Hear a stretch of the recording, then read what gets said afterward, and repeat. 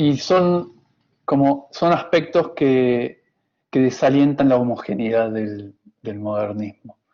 Eh, si algo tenía el modernismo, más allá de sus variantes, era cierta homogeneidad, también a partir de los tratados o manifiestos. Eh, este edificio estaba coronado, no sé si pueden ver mi mouse. ¿Hola? Sí, sí, se puede ver, Ah, Facu. Lo vemos. coronado con una antena de televisión que, que bueno, era un poco la simbología del edificio porque era un lugar donde vivían ancianos y la atracción de ellos era ver la televisión. Y también habla un poco de la sociedad contemporánea en la que vivía, en la sociedad de consumo de Estados Unidos. Volviendo para atrás, esta es la casa de ellos dos, donde está cargada de información, simbolismos, que bueno, condice con su teoría y y su práctica en la arquitectura. Eh, después, después inmediatamente me encuentro aprendiendo de Las Vegas, me acuerdo en la biblioteca del cuarto piso, encuentro este libro y bueno, ya ahí me pareció como una experiencia increíble el análisis que se hace sobre una ciudad como Las Vegas y como su posible aplicación en, en otras ciudades a partir del strip de Las Vegas podía ser posible en la arquitectura. Cómo una ciudad como Las Vegas podía ser posible. Eh, y me pareció trascendental ese libro. Eh, A ver, Facu, me parece que Juan Cruz quiere comentar algo, ¿puede ser? Ah, no, acaba de abandonar la sesión, seguimos. ah, eh, y también contemporáneo a ellos, hago un paralelismo con William Eggleston, eh, quizás por la foto de la antena. Me parece que esta es una foto bastante conocida de él. Es un fotógrafo padre de la arquitectura, de la fotografía contemporánea, que retrata a los suburbios de Estados Unidos, también personajes de la vida común. Eh, de, y me parece que también William Eggleston fue como alguien que rompió un poco con la fotografía academicista y empezó a retratar el mundo vernáculo. Eh, y también ligado a simbolismos, ligados a la daily, a la vida común de Estados Unidos. Eh, entonces, un poco quería leer como un par de comentarios, sobre todo de Dennis Scott Brown, que dice, estamos felices de haber encontrado todas esas cosas horribles. Observar lo ordinario puede resultar feo, pero no importa. La ideología es el enemigo de la vitalidad del arte, pero la ideología es conveniente como el latido del corazón, simplifica el trabajo. Eh, es interesante como esa concepción de lo feo, de lo ordinario, como simbolismo y como también objeto de estudio. Eh, dice el simbolismo de la decoración puede ser feo, ordinario, banal, vulgar, heroico, original y grandioso. Y un poco la charla empieza a tomar un poco de sentido a la práctica de la oficina, porque me interesa mucho el análisis de la ciudad, sobre todo desde lo banal, desde lo vernáculo, o quizás desde lo que se puede llamar ordinario. Y creo que Venturi le dio lugar en la academia, en la investigación arquitectónica a todo esto. Como me parece que abrió las puertas a que la arquitectura también es posible de esa forma. Eh, esta es una foto de Alberto Goldenstein, que quizás él podría llegar a ser el padre de la arquitectura contemporánea a mi modo de ver, en Argentina. Esta es una foto de su serie Flaneur en Buenos Aires. Esto es en el 2001, en plena crisis. Él sale a retratar Buenos Aires. Y lo que me resulta interesante de su mirada es que no retrata específicamente lo que estaba pasando en las calles, sino retrata la ciudad desde su mirada de Flaneur. Y me parece como un documento, un registro temporal muy, muy poético y no tan explícito. Por eso me parece quizás el padre de la fotografía contemporánea acá, como podría ser William Eggleston en el mundo, ¿no? Y en relación al nombre de su serie Flaneur, hay este pequeño párrafo de Walter Benjamin sobre lo que es Flaneur. Él tiene un texto muy lindo que se llama Flaneur, Errancia y Verdad, en Walter Benjamin. Es un texto bastante largo que habla sobre esto. Y tomé como esta pequeña frase que dice: al Flaneur no le mueve la intención alguna y por eso experimenta el umbral en todo su abanico de posibilidades. Como topografía palpable, el umbral le lleva al espacio privado, del espacio privado al público, del lugar doméstico al de las mercancías, de lo decadente a lo nuevo, de los barrios lujosos a los barrios bajos. Después, otro gran fotógrafo aún más contemporáneo es Wolfgang Stillmans. Y esta es una publicación que es sobre autos, pero me resulta interesante la descripción que él hace. Dice: quería mostrar cómo los autos aparecen a la vista de la calle, que rara vez es el tema de las fotografías. Los coches suelen evitarse en la fotografía. Uno espera hasta que, puse 2 veces hasta, perdón, que un coche ha salido de la vista. La presencia ordinaria de los coches rara vez es digna de representación. The Cars, el libro, rinde homenaje a la forma en que miramos todos los días. Y me pareció muy interesante este pequeño párrafo que él escribe sobre su libro, porque me interesa ver la ciudad de todos los días, me interesa analizar esa ciudad. Y cómo, y desde el seminario, cómo podemos profundizar sobre estos temas. Este es el seminario, el de la izquierda, la imagen de izquierda es del año pasado, de la derecha es del de este año. Este año voy a compartir el seminario con un colega y amigo, Darío Grachinsky, y también con Caro Cuy. Esperamos empezar el 3 de junio con una charla introductoria a los que se anotaron. Y un poco esta pequeña introducción es lo que nos interesa plantear en el seminario. Que nos interesa ver la arquitectura y ver la ciudad despojada de prejuicios, y también entender la ciudad y los modos de habitar desde el actor principal, que es el habitante. Este es un texto, disculpen que haya tantos textos, si quieren me dicen, levantan la mano y puedo pasar. Pero este texto fue una... ¿Hola? Sí, se escucha.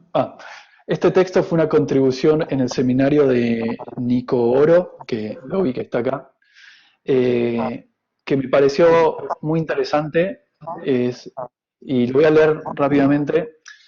Si ha de haber un nuevo urbanismo, no estará basado en las fantasías gemelas del orden y la omnipotencia, sino que será la puesta en escena de la incertidumbre. Ya no se ocupará de la disposición de objetos más o menos permanentes, sino de la irrigación de territorios con posibilidades.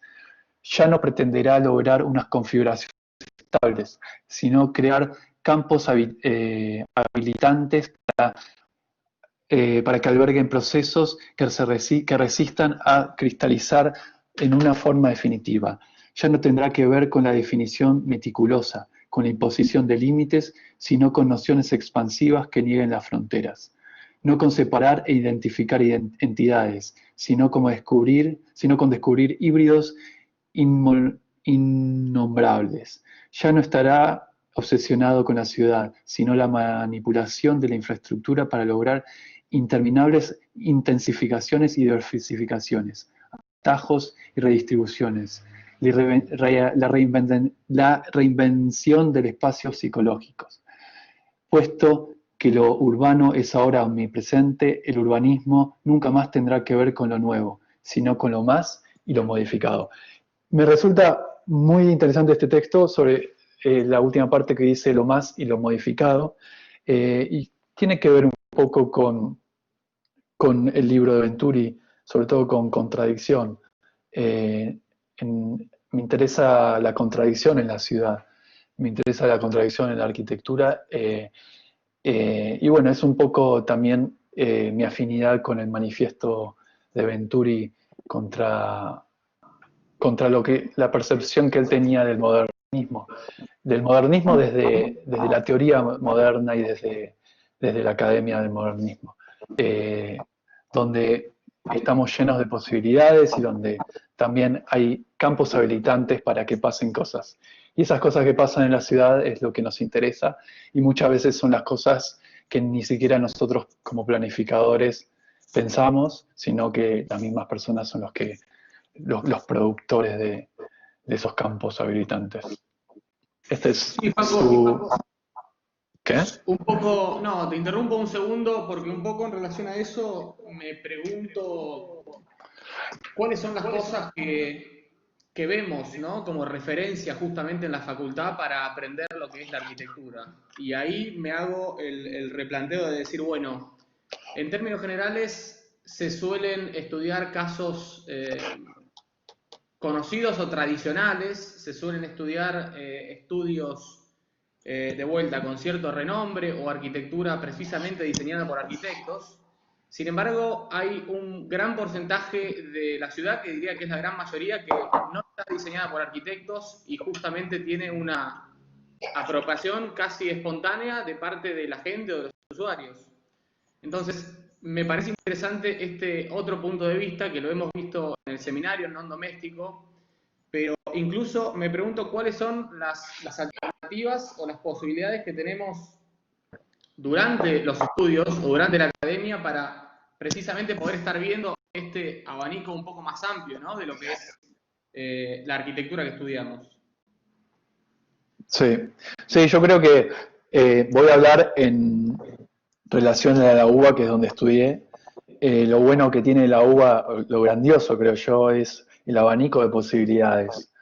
Que es lo que a mí me hizo cambiar de percepción y salir como de ese encierro inicial, que bueno, hay diversidad en la UBA, y también en la enseñanza, y también en las cátedras, y también en la búsqueda. Algo que te enseña la UBA es a buscar, y creo que bueno, también es el interés de cada uno en qué buscar y dónde, sea en la universidad que sea, ¿no? Sí, de hecho, Y que precisamente está el tema en poder abrir los puntos de vista, que un poco este tipo de charlas tiene que ver con eso, y por eso me parece interesante estas primeras láminas que estuviste mostrando, que tienen que ver precisamente con darle visibilidad a lo que vemos todos los días, pero no le prestamos atención, ni más ni menos, ¿no? Esta foto que estaba sí. mostrando antes, que el 100% de la foto es la ciudad, por lo menos de Buenos Aires, más allá de tener algún que otro punto aislado de arquitectura académicamente aprobada, se podría decir. Sí, sí, sí, yo creo que, por lo menos en mi visión y interés de la arquitectura, hay muchos colegas que están como haciendo un aporte muy interesante. Hoy con este tipo de charlas, la Cátedra Soler está haciendo cosas muy interesantes. Bueno, ex Varas, Red, perdón. Pero bueno, hay como un grupo muy interesante de gente laburando en caminos como alternativos a la práctica clásica o o el hecho de pensar de que los arquitectos tenemos que construir nada más. Pero bueno, no todos pensamos igual, ¿no? Este es, siguiendo con la presentación, este es el trabajo de Nico, que es una exploración que empezó haciendo y creo que está así, creo que sigue con este trabajo, espero, que es como un estudio sobre una microunidad de vivienda para ocupar espacios en desuso. Este es un edificio de Mario Roberto Álvarez, si mal no recuerdo, creo que es el Banco de América, que hoy está en desuso, y él propone hacer una apropiación y hacer como una reinterpretación también de los usos.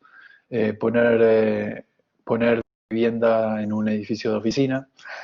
Y bueno, creo que este trabajo también, a partir de este trabajo surgió la discusión sobre los programas de arquitectura, o la definición de lo que es un programa de arquitectura y lo limitante que puede llegar a ser un programa de arquitectura definiendo usos. Nosotros trabajamos sobre eso, debatimos sobre eso, sobre la definición, por qué es tan necesaria la definición y si es necesaria la definición. Esto es otro trabajo más perceptivo sobre las subestaciones de la Ítalo-Argentina, es de Martín Cabrera.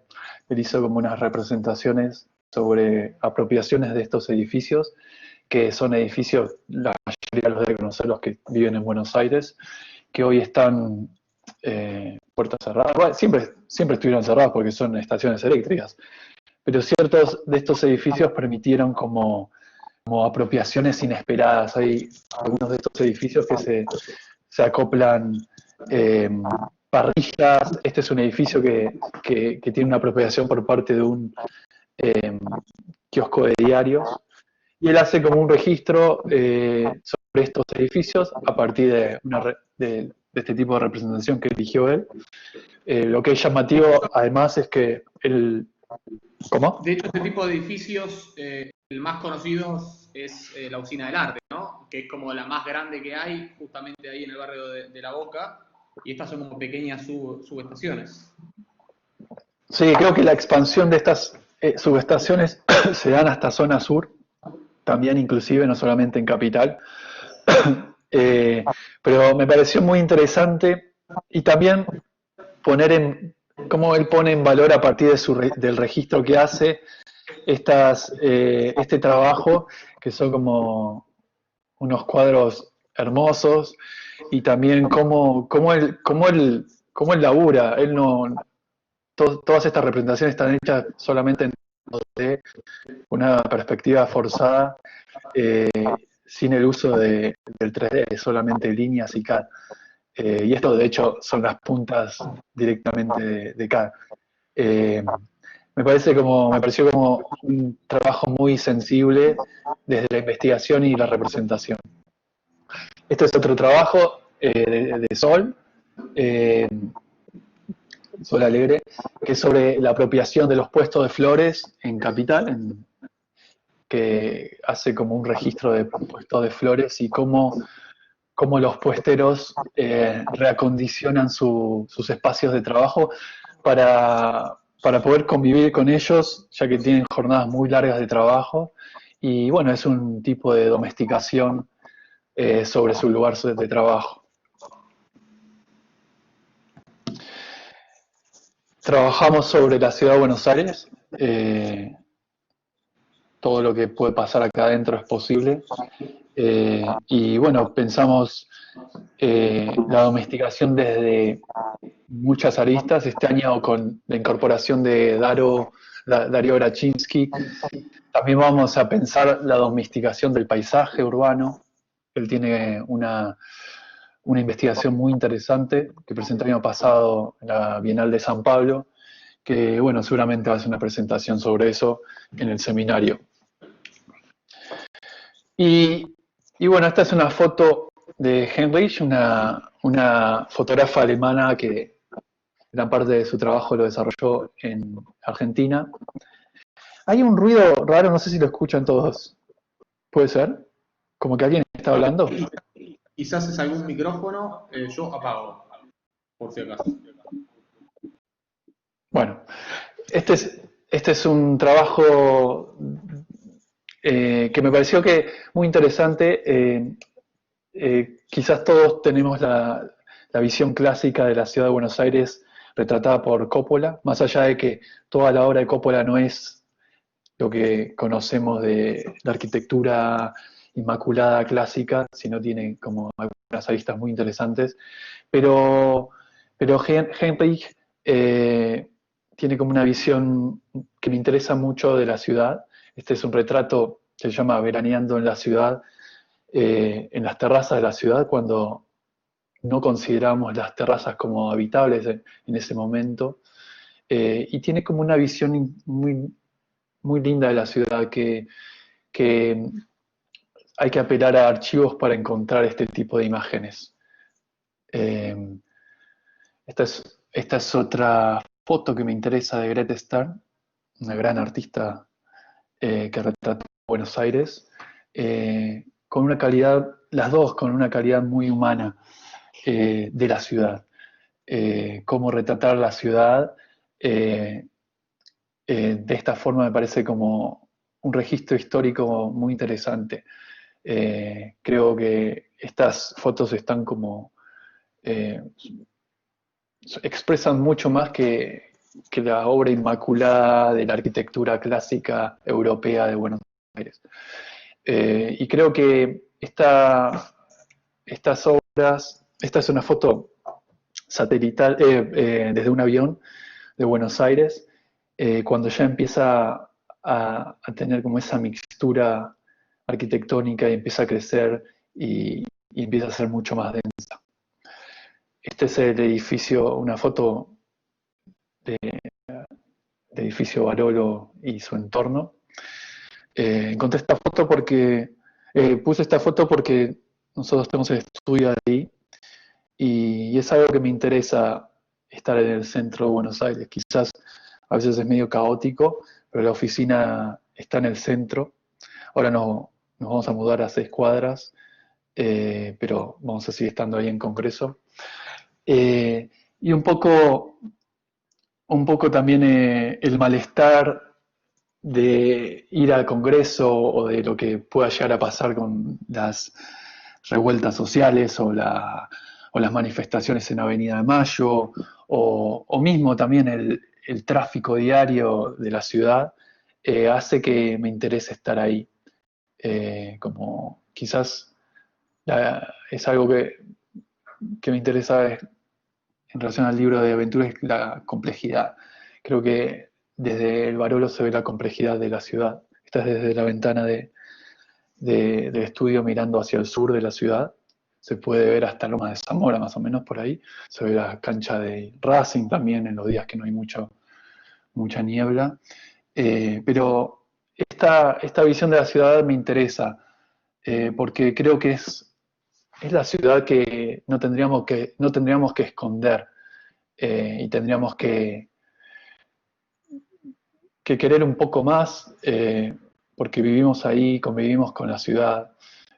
Lo que se habla mucho de los tratados de medianeras o cómo ocultar las medianeras. Creo que hay cierta belleza en todo esto. Yo siento como que esto es un objeto de estudio, y bueno, es parte del seminario. Estas fotos están cargadas de información y pasan tantas cosas en la densidad de Buenos Aires que, que bueno, es como, para mí no, es imposible no querer introducirme en estos microambientes domésticos, adaptados. Me parece muy interesante explorar sobre la ciudad desde lo vernáculo hasta lo global.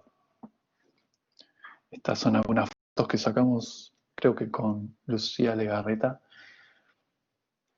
Y este es un título de un amigo filósofo Emiliano Pinimiterra que está presente ahora, me parece. que me pareció muy interesante para describir un poco lo que viene, que es habitar espacios políticos, la esfera doméstica como sitio de control. Eh, y voy a citar esta imagen de Johannes Vermeer, y pienso los entornos domésticos colectivamente como construcciones desde el habitar. El hábitat como vivienda me hace pensar en la intimidad. Por ejemplo, esta obra documenta escenas íntimas, asépticas y atemporales. Lleva las obras a un estado de introspección entre los personajes, el espacio y la significación también de los objetos que aparecen en las escenas. Tanto desde el seminario como en la práctica proyectual, la intimidad me hace pensar en la resignificación del hábitat. Para mí la intimidad tiene un rol crucial en los entornos domésticos. Estas obras que voy a mostrar, no solamente la pintura, vinculan intensos grados de introspección, soledad, angustia y represión. El vínculo histórico de la mujer con el espacio doméstico es un objeto de análisis, donde el vínculo en estas ocasiones debe ser cuestionado hoy en día. Esta pintura se ha considerado como la presencia de la ventana abierta, indicando el deseo de la dama por abrirse al mundo exterior o permitir que su hogar se llene de elementos ajenos a él. En esta época las esposas estaban aisladas, no casualmente se llaman esposas, del mundo exterior, según las rígidas normas sociales de la época. La bandeja de frutas, hay una bandeja de frutas que se ve ahí, sobre el tapiz oriental, se ha interpretado como un símbolo de la relación extramatrimonial, ya que las frutas en la bandeja son manzanas y melocotones, recordando el pecado de Eva. Los estudios radiográficos que se hicieron de esta pintura manifestaron que en un primer momento se situó en la pared un cuadro de Cupido, un Cupido que señalaría la carta de amor que lee la mujer, reforzando esa idea de amor extraconyugal. Eso me resulta muy interesante, como el grado de presión que tiene este cuadro sobre esta mujer, sobre la imagen de esta mujer. Y hago un paralelismo con esta serie de 10 películas, el Decálogo. Me parece una obra maestra de Kieslowski. De hecho, les recomiendo verla, está en YouTube, la TV pública en el 2014, por ahí, no sé, subió toda la serie, está subtitulada, es increíble. Y bueno, es algo similar lo que pasa con esta obra, con la obra de Vermeer. Sobre todo en el capítulo que voy a hacer hincapié, que es en el Decálogo número 2. El Decálogo es una serie de 10 películas que transcurren en un mismo complejo de viviendas, este complejo en Polonia. Las 10 películas son representaciones de los 10 mandamientos. Aquellos mandamientos que disponían principios, valores éticos, morales del hombre y la mujer ante Dios y la vida. Existe una relación directa entre los personajes que transcurren en todas las películas. Entre el complejo de viviendas, sus vecinos, su departamento y la culpa, donde la religión está expuesta en cada historia, quizás en relación también con la pintura de Vermeer. ¿Hay una pregunta? No. Creo que levantaron la mano, pero no sé si Karen ¿Qué el quería ruidito? preguntar. Ah. Sí, pero no me parece seguir. En esta película, Decálogo número 2, se hace la pregunta si es aceptable mentir para conservar la paz o salvar a una persona del pecado. Esta película se llama No matarás en falso, no tomarás en falso el nombre del Señor, uno de los 10 mandamientos. ¿Puede uno constituir la propia vida sobre la mentira fundamental? Esta mujer está embarazada y su marido está en coma, a punto de morir, pero su embarazo no es por parte de él, porque ellos nunca podían tener hijos, pero ella queda embarazada por otro de sus relaciones extramatrimoniales, y ella considera que es posible amar a dos personas al mismo tiempo. Esa mujer está de 3 meses y su marido está al borde de la muerte. Y la discusión es si aborto, esto es como palabras textuales de ella, si aborto sé que no tendré otra oportunidad, porque no podía tener hijos con su marido. Si mi marido se recupera, no podré tener este niño, porque tendría que abortar. El padre del niño es alguien muy especial. Lo amo tanto como a mi marido.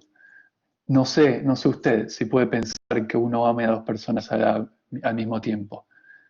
Pero bueno, usted lo comprende. Ese es un diálogo que ella tiene con el médico del marido, donde se somete a la culpa ante el médico del marido. La película transcurre en gran parte en el departamento, y como su entorno inmediato de vida es un lugar de introspección y represión, y bueno, también tiene que ver con esto que voy a pasar a continuación. Acá arriba está mal la cita, me estoy dando cuenta. Creo que acá está bien la cita. Es una de las películas quizás más importantes o trascendentes de Chantal Akerman, una directora de cine que yo admiro muchísimo. Esta obra transcurre mayormente dentro del departamento de esta mujer, donde es retratada la vida de madre. Ella es madre de un chico adolescente, desde el dolor, la represión, la frustración, la desesperanza, el ritual de lo cotidiano, el sacrificio, la soledad de las tareas domésticas, la exigencia de la perfección en la mujer y el servilismo instaurado en ciertas generaciones femeninas. La película pone en manifiesto el hastío de miles de amas de casas, su aislamiento y su falta de reconocimiento en su entorno y en la sociedad. Entonces, ese es un retrato después de tener sexo con una persona, porque ella tenía que ejercer la prostitución también. Entonces, desde el seminario nos preguntamos, ¿qué representa un entorno doméstico? ¿Un refugio o un posible calvario?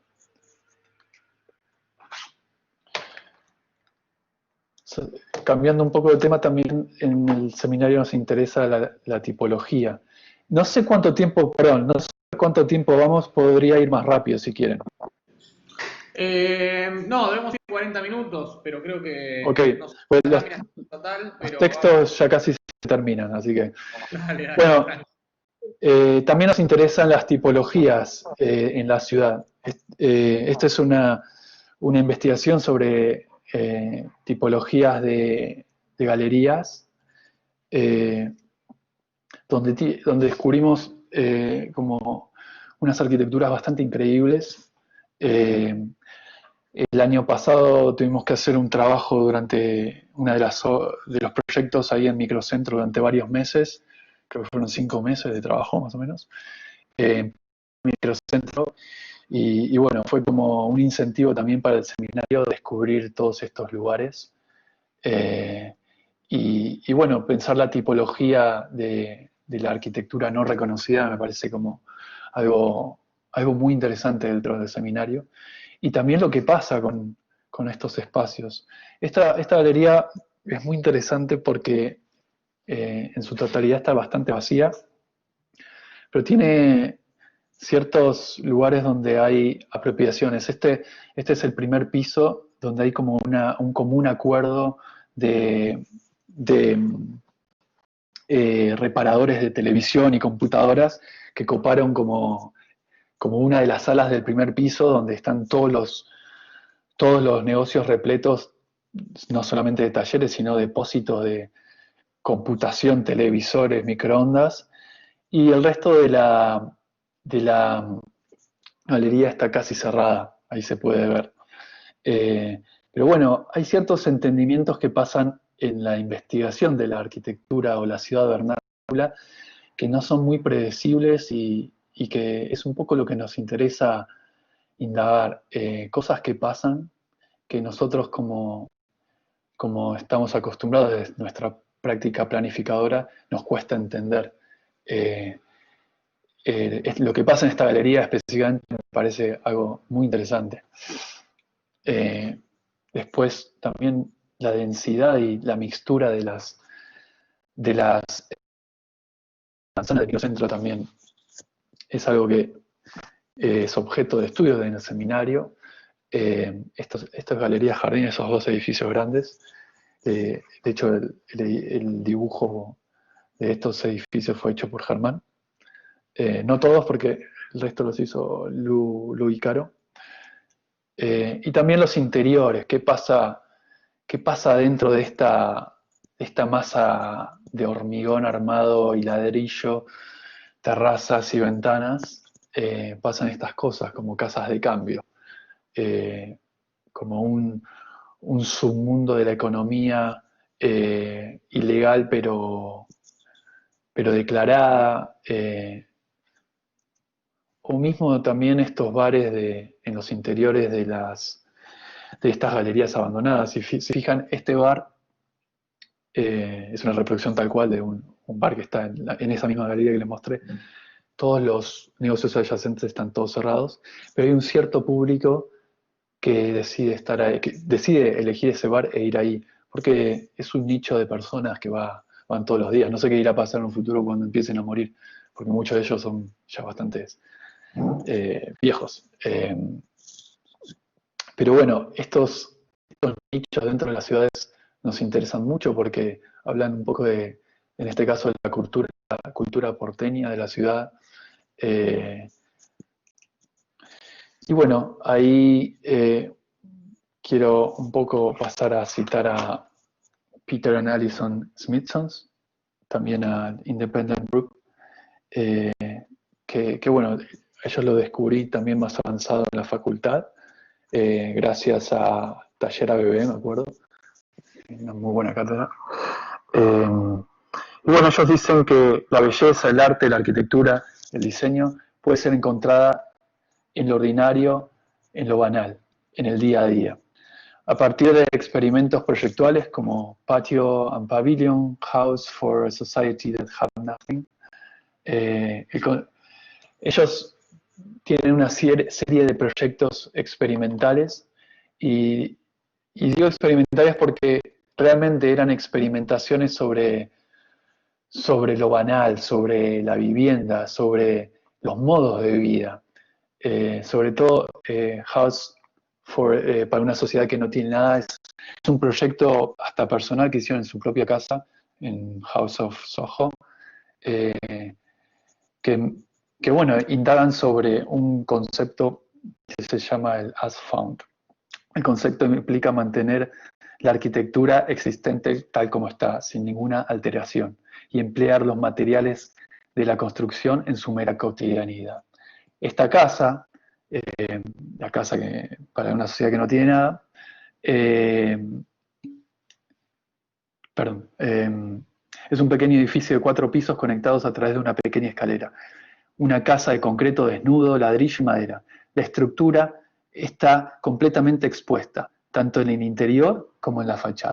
Y la casa está pensada para ser mantenida sin acabados internos, como si fuera un pequeño taller. Incluso las instalaciones sanitarias, el equipo eléctrico debía estar expuesto. Ellos consideran que fue uno de los primeros exponentes del brutalismo en Inglaterra.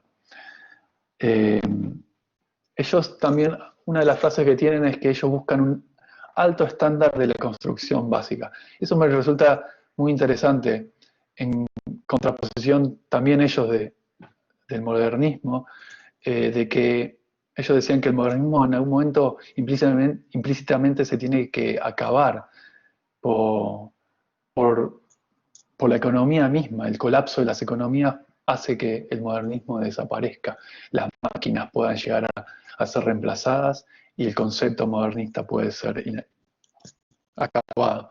Entonces, esa frase, el alto estándar de la construcción básica, me parece muy interesante, como honorificar la construcción básica como arquitectura. Ellos como lo llevan a un estrato arquitectónico muy interesante bajo sus experimentaciones. Tiene otra casa, ahora que me acuerdo, muy interesante, que se llama Storage House, casa de almacenamiento, que era una casa pensada en relación a que los espacios se conformen en relación a la ocupación de los objetos cotidianos de la casa y no al usuario. Y me resulta bastante interesante como exploración. Y lo bueno es que ellos lo llevan a cabo encima.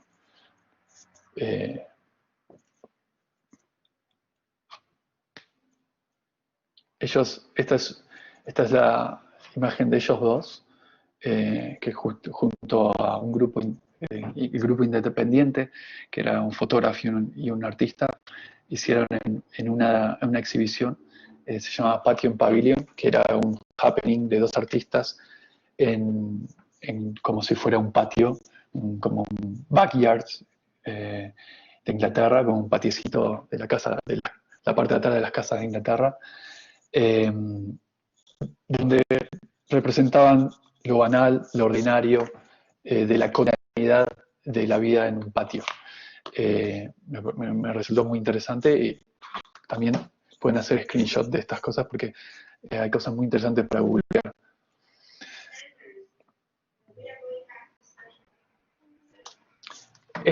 Ella es una colega de China con la cual hicimos una exhibición en Yale. Se llama Informal Consequences.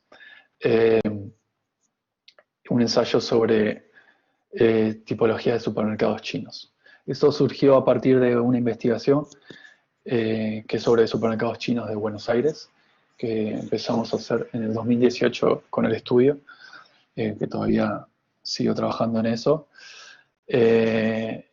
Y bueno, con ella trabajamos, con ella y también con Lexi Chiang, otra colega, ella es de Estados Unidos, en pensar un poco en representar estos lugares de alguna forma. Esto es parte de la investigación en Buenos Aires sobre supermercados. Y lo que nos interesa de esta investigación es indagar un poco sobre el vínculo entre la cultura china y el encuentro con la cultura argentina, porteña más que todo, porque trabajamos en la ciudad de Buenos Aires. Y bueno, y también a partir del registro de estos supermercados, tanto interiormente como exteriormente, empezamos a vislumbrar el sentido de ciudad o la perspectiva de ciudad que me interesa investigar, que es la mixtura arquitectónica que tiene, como una sociedad también mixta de orígenes, y también con un nuevo integrante que es la comunidad china, con una reciente inmigración hace 20, 25 años. Entonces, como un nuevo integrante de la sociedad que hace aún más mixta la ciudad desde su arquitectura y cultura. Entonces, este proyecto fue como un redescubrimiento de la ciudad. También nos hizo empezar a registrar los barrios como más profundamente a partir de supermercados chinos. Después la investigación se expandió a China, a la ciudad de Pekín, donde hicimos con Jing, la chica que está en el video, un workshop en la ciudad de Beijing para hacer una equiparación de supermercados chinos entre China y Argentina, y Buenos Aires sobre todo. Entonces estas son como algunas imágenes de supermercados.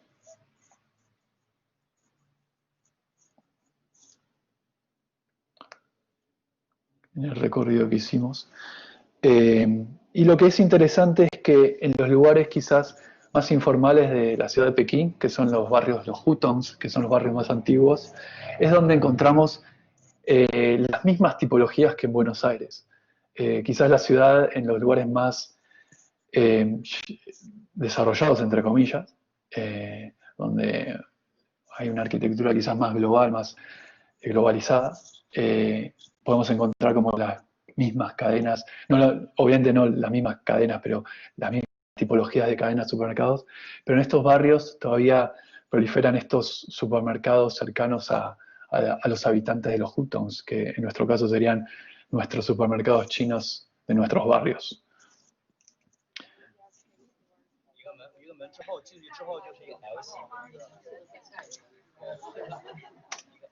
Voy a ir parando un poco porque se va a hacer un poco largo. Ese fue parte del workshop. Hicimos como un recorrido por el Hutong donde estábamos dictando el workshop. Y bueno, fue una experiencia muy enriquecedora poder hacer un cruce directo con Buenos Aires y también redescubrir un poco, descubrir, no redescubrir, ciertos patrones en común entre los supermercados y también lo que generan en su entorno inmediato con los vecinos, como muchas veces son puntos de encuentros, y también la relación entre la ciudad, el barrio, las diferentes escalas, el habitante, el vecino. También de la mano, este es un proyecto también con Lexi y Linda. Lexi es una colega de Estados Unidos, de Columbia, y Linda es una colega de Toronto. Este fue un workshop que lideró Linda en Myseum de Toronto, es un museo de Toronto, que era un poco pensar qué iba a pasar en Chinatown, en las diferentes Chinatowns, en el 2050. Quizás un poco a partir de esto de coronavirus que estamos viviendo, a partir también de ciertas manifestaciones de racismo que proliferaron a partir de esta problemática, era pensar qué puede llegar a pasar y cómo podrían llegar a ser las Chinatowns en el 2050. Después, a continuación, este es un proyecto también compartido con ellas, pero esto es en Chinatown, Nueva York, que era también repensar un poco la estructura de la ciudad ante el avance inmobiliario de los barrios lindantes a Chinatown en Manhattan. Entonces era como plantear propuestas en respuesta al avance inmobiliario y en protección de los residentes chinos y comerciantes de la zona. Tuvimos que hacer un análisis de código de edificación también, bastante estricto. Yo obviamente no conocía el código de Manhattan, para ver también qué propuestas se podían hacer. Y bueno, lo interesante de esto era también pensar qué mixtura de usos puede llegar a haber en un edificio teniendo en cuenta de la densidad de esta zona. Y también qué podemos proporcionarle a la comunidad china, y también no china, pero al barrio, que no sea solamente comercio, sino quizás otros tipos de usos mixtos. Esta es la propuesta de Flora sobre el edificio que nos dieron para trabajar, que básicamente era una vivienda de ancianos y jóvenes, con espacios de restaurante que a la vez pueden ser oficinas y también talleres. Y mantenemos el negocio de la fachada, que es una iglesia Baptist Church china. Nos parecía que bueno, hay que seguir respetando la estructura original del barrio. esta, esta es una... Bueno, voy a seguir. Esta es parte del libro de Hacia una arquitectura de Le Corbusier, el manifiesto del modernismo, uno de los principales o el principal manifiesto del modernismo, que, bueno, todos quizás conocemos, una casa es una máquina de habitar. Entonces ahí entra en juego para nosotros qué es la función. Y si hablamos de máquina, podemos hablar de automóvil, como lo hace Le Corbusier en su libro, donde cada parte tiene una función específica para que el automóvil nos transporte. Pero bueno, también la función del automóvil puede ser distinta, ¿no? Bajo la interpretación de Mr. Bean. Y esto me interesa, porque es lo que pasa en la ciudad. Quizás esto es lo que pensamos nosotros como arquitectos y esto es lo que pasa en la ciudad, sobre todo en una ciudad como Buenos Aires. Entonces, unidad, tipología, programa, lenguaje, nosotros consideramos que no tiene que estar ligado a una función. Y ya para terminar, en relación a esto, este es un proyecto, un encargo reciente de una pareja muy joven. Es un proyecto que tiene un proceso muy lindo de trabajo junto a ellos, que es una casa para ellos y su hijo. La relación que ellos tienen con el hijo y la relación entre lo lúdico, entre que la casa sea un juego también, es algo que me interesó desde el principio, y cómo una casa podría llegar a ser un gran espacio, donde no necesariamente las divisiones están ligadas a funciones, sino las divisiones están ligadas a experiencias. Y también pensamos la estructura de la casa, quizás en relación a que sea un elemento más lúdico en la experiencia no solamente de mis clientes, sino del hijo, que hoy tiene 3 años. Es una casa que también necesitamos que sea barata, entonces tratamos de que sea lo más simple posible y también pensar en que se puede equipar en etapas. La casa está mayormente sectorizada por mobiliarios, que los mobiliarios pueden ser integrados en un principio o también con una inversión futura, ir poniéndolos a medida que puedan desembolsar dinero para producirlos, básicamente. Pero la casa puede convivir también sin todos ellos. Y también la disposición de ellos, de los mobiliarios, puede ser dada por los mismos clientes. No me interesa que la casa conviva de una forma, sino que en un futuro tenga diferentes mutaciones. Este es el lote que me encantó la vegetación que tiene, muy pampeana. De hecho, está en un barrio bastante alejado de Ezeiza. Se tarda mucho en llegar desde la autopista. Pero bueno, me pareció como un lugar bastante íntimo para ellos. Y bueno, esta es una imagen alegórica del interior del interior de la vivienda, y un poco queríamos mostrarle también las posibilidades de que la casa sea un juego también. El interior, el equipamiento, y que la estructura no sea la estructura, digo, formal de la casa no sea un limitante, sino que también entre en juego con el juego mismo de la casa. Por eso también la disposición de las columnas, pensamos que las columnas también sean parte de estas piezas. También les interesa que la terraza sea un espacio de expansión,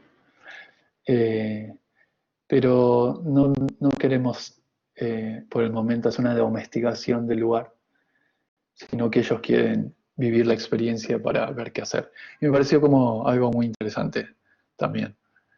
Como que el proyecto no tiene un final, sino que puede tener como una continuación constante. Y creo que por último quería mostrar quizás es el proyecto más chiquito que hicimos en el estudio, pero también condice con muchos de los valores o también sentimientos que tengo yo hacia la arquitectura y hacia la práctica de la arquitectura. Es un departamento estudio para un muy amigo mío, fotógrafo y su novio, que es un departamento mínimo en San Telmo, en una zona bastante densa de San Telmo con unas veredas muy estrechas, pero que da también a un vacío, un estacionamiento que le aporta bastante luz. El proyecto, intervino mucha gente en este proyecto. De hecho, una de las mejores decisiones del proyecto fue por Mati Nola, de cómo articular la planta de este pequeño departamento. Y bueno, teníamos que resolver bastantes temas en muy pocos metros cuadrados, como una cocina. La cocina creo que tenía 2 metros cuadrados, 4 metros cuadrados y originalmente. Y teníamos que cumplir con todos los requisitos de nuestros amigos, que bueno, al novio de mi amigo le gusta mucho cocinar. Entonces, ¿cómo hacíamos una cocina grande en un espacio diminuto? Entonces, surgió la idea de desarticular la cocina y que tenga 2 recintos. Entonces, ahí pensamos de que no necesariamente la cocina tiene que estar bajo un mismo recinto, sino puede estar desprendida dentro de todo un proyecto. Entonces, creo que esa fue una decisión muy linda para este proyecto. Y bueno, también el presupuesto era bastante limitado, pero era limitado, pero era súper posible. Pero bueno, ¿cómo hacíamos que este proyecto tenga cierto valor y también podamos proporcionarle a ellos posibilidades para diferentes tipos de apropiaciones? Entonces pensamos como que, ¿por qué no pensamos que sea una gran estantería móvil este proyecto? Y que ellos interactúen todos los objetos y equipamientos que tengan ahí. Televisores, electrodomésticos. Y en cierta forma también todos los muebles de cocina son móviles, no están insertos a las paredes. Obviamente no es tan fácil hacer un movimiento de estos muebles, pero la modularidad de estos muebles también permiten cierta flexibilidad. El departamento es mínimo, pero por suerte ellos interpretaron el proyecto y hasta hicieron sus propias modificaciones. En el momento que nosotros entregamos las obras, nos pidieron hacer modificaciones de todo el esquema de estanterías, lo cual me pareció genial porque nuestra interpretación de la apropiación del espacio era totalmente diferente a la que tenían ellos. Así que este proyectito me resultó muy motivante, sobre todo también porque eran amigos y sentía la responsabilidad de hacer algo interesante bajo mi punto de vista. Y bueno, estas eran como posibles situaciones que podían pasar en este departamentito, como un laburo de estudio, o mismo un desayuno, o mismo una fiesta. Básicamente el proyecto, creo que gran parte del proyecto está basado en este plano, que es el plano de fabricación de los elementos de estanterías. Y cómo nosotros llamamos a este elemento unidad mínima doméstica, como a partir de esta unidad pueden haber muchísimas posibilidades para la apropiación. Y bueno, este es un poco el registro imaginario de lo que sería el tratamiento. Quizás el desorden es un poco una característica también de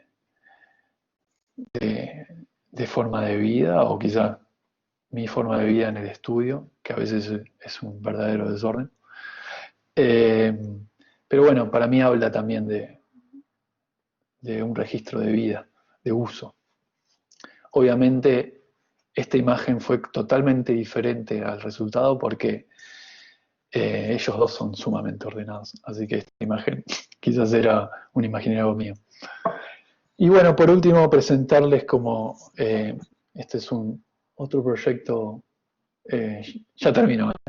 Este es un proyecto ajeno a Flora, que estamos haciendo con Sabine Kastner y Darío Grachinsky, que es una editorial que exploramos los contextos de la arquitectura diaria. Y estamos colaborando en publicaciones con colegas de diferentes países. Estamos también pensando en que las publicaciones mayormente van a ser en inglés para tener acceso a diferentes visiones de la arquitectura diaria del mundo, pero también va a haber trabajos en español. Y por último, el 10/7 vamos a hacer como la primera clase formal del seminario de este año, lo cual están invitados a participar. Y bueno, estamos muy orgullosos de que el invitado va a ser Tom Emerson. Tom Emerson tiene una cátedra en la Universidad de ETH de Zúrich, que es una de las cátedras donde me gustaría hacer el doctorado. Y bueno, y su práctica en Six Architects es también grandiosa. Así que vamos a contar con la presencia de Tom Emerson, que va a dar como una charla interpretando nuestro seminario. Y bueno, muchas gracias y quiero agradecer también a toda esta gente que intervino en todo lo que mostré en la charla.